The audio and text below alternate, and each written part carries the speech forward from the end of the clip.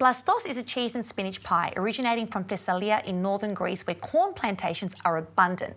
Now, unlike traditional spanakopita, which has a pastry case, Plastos is made with polenta, so it ticks two boxes. Firstly, it's gluten-free because it's derived from corn, and secondly, it comes together in a fraction of the time. So everyone wins. So to start, let's make our base. Polenta, 400 grams into a bowl. Now, polenta is fantastic because it's a really versatile gluten-free ingredient. You can use it for a crust like this. It's also fantastic in cakes like a lemon polenta cake, and I'm sure you've had polenta chips in a cafe. So a wonderful ingredient to have in your gluten-free pantry. Extra virgin olive oil goes straight in. And for some seasoning, 2 teaspoons of sea salt flakes and some cracked pepper.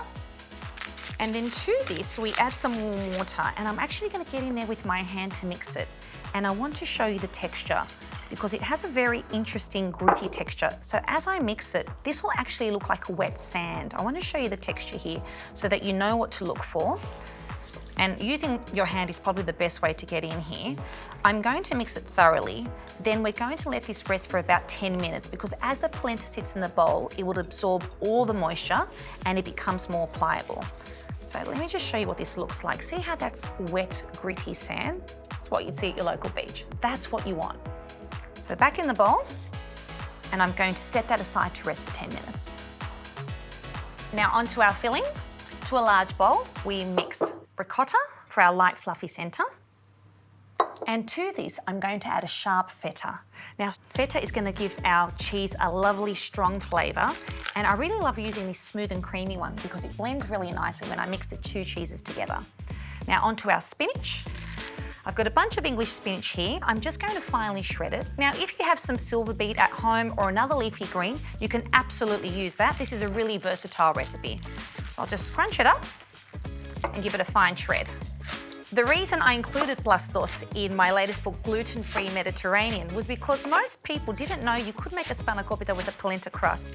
In fact, most of my Greek friends didn't even know you could make this. If you're not from the northern parts of Greece, you're probably not familiar with this cheese and spinach pie. Our spinach goes in, and to this, our spring onions. Now, this pie has a lot of leafy greens in it and a lot of vibrant herbs as well. And that'll give us stacks of flavour. So just chop that. I'm using feta in our pie today, and most people associate feta just with Greek salads, but you can use it in pies like this, but it's also fantastic in other recipes like omelettes, and the smooth and creamy one is especially great when you're blending ingredients together because it's nice, soft and pliable. That goes straight in. Now onto our vibrant herbs. Today I'm using dill and mint. Dill will give this pie beautiful aniseed notes, and mint has a lovely, lovely fresh flavour. Now, if you're not a fan of mint, feel free to omit it, and you can use whatever herb you have at home in your garden, and that's totally fine. You could even use some dried oregano if you like. They all work. Straight into the bowl. Now, to help bind our filling, 1 cracked egg. And for seasoning, some cracked pepper. And another pinch of sea salt flakes. Now I'm going to get in there with my hands. The reason I'm mixing this with my hands is I want to wilt that spinach, so I'm going to press very, very firmly and wilt the spinach as I go because I want it to soften.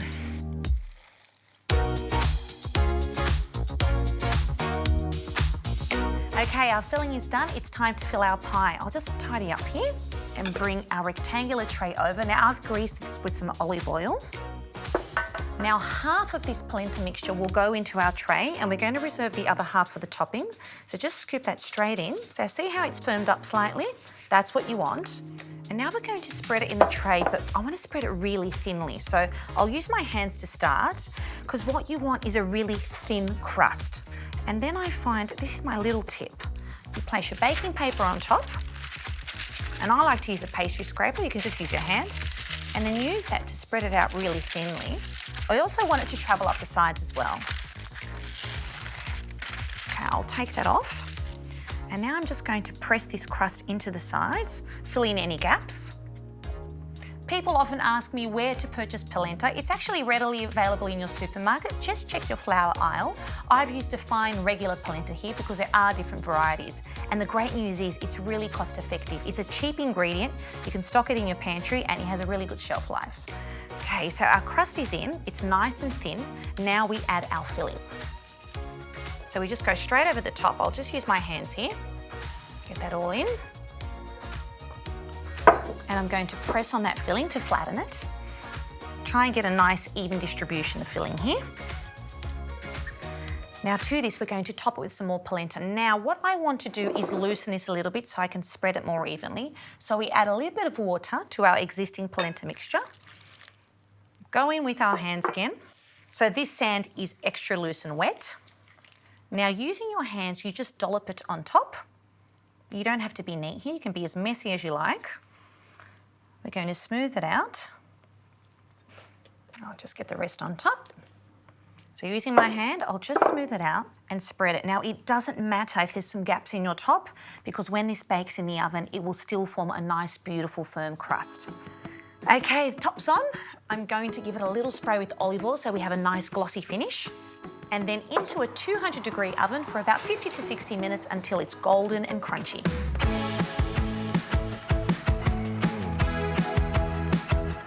Our Plastos is out of the oven and it's cooled slightly, so it's ready to serve now. I want an extra large piece for lunch because I'm very hungry today. So just go straight in with a knife. And onto our serving platter. And what you can see here is that beautiful oozy feta and ricotta filling. Now, if you're a real cheese lover, you can leave the spinach out and double up on your feta. Let's go in. It's still quite warm from the oven, this one.